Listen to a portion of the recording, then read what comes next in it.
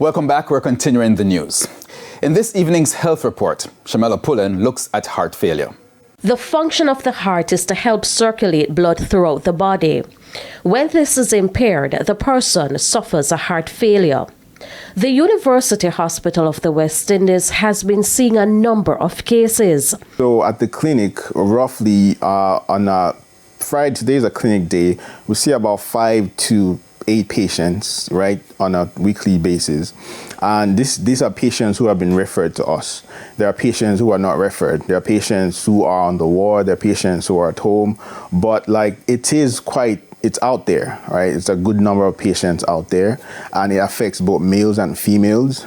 Now we have even younger patients, some in their 20s, in their 30s, who have been referred, with heart failure. Persons with heart failure will experience shortness of breath, wheezing, fatigue and weakness, rapid and irregular heartbeat, and swelling in the upper leg, ankles, and feet. There are several factors that could predispose persons to developing this. A family history. So patients who have had like a family history of heart failure disease or hypertension, they are more likely to, over time develop heart failure.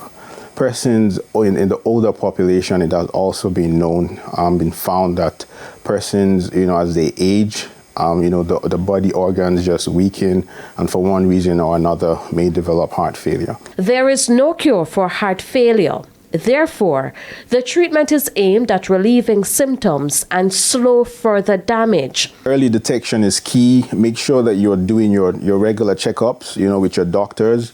Your follow-up visits are very essential. I find patients sometimes they become, they'll use the word non-compliant, so to speak. Follow your medications, follow the treatment regimen that you're given, exercise.